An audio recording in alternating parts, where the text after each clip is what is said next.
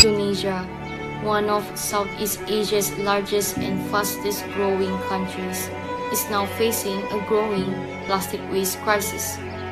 And it doesn't start in the ocean. In Indonesia, it often begins with something small: a plastic bag, a food wrapper, a bottle used for minutes, then thrown away.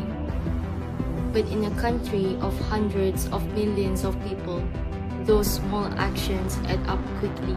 According to the UN Environment Programme, around 3.2 million tons of plastic waste is mismanaged, and over 1.29 million tons flows into the ocean every year.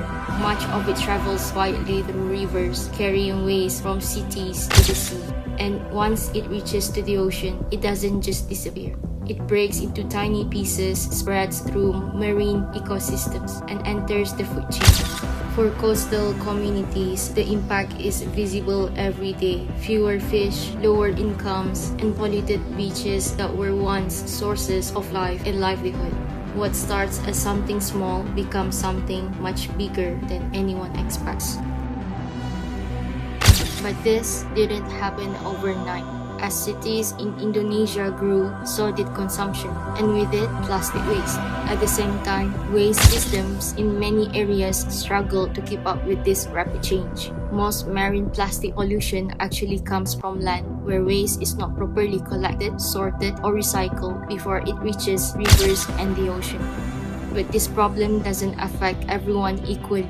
Communities with limited access to waste services often carry the heaviest burden, revealing clear social inequalities behind environmental issues. And beyond Indonesia, plastic production continues to rise globally because it is cheap and widely used.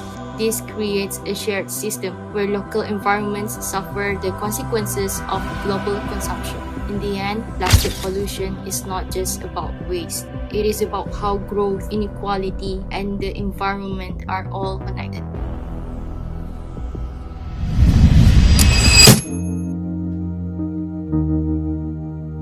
So, can this story change? In many parts of Indonesia, it actually already is. The World Bank reports efforts to improve waste collection, expand recycling systems, and reduce single use of plastics. But lasting change does not only come from policies. It begins with awareness and education. Across schools and communities, more people are being taught about the impact of plastic pollution and how small daily habits can shape the future of the environment.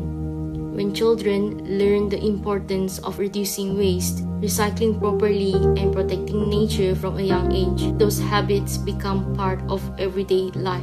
Because education does more than spread information. It shapes attitudes, choices, and future generations. And sometimes, change begins with simple actions. Refusing single-use plastics, reusing what we can, and rethinking what we throw away. Because in the end, plastic pollution does not start in the ocean. The real source of it is the way we live.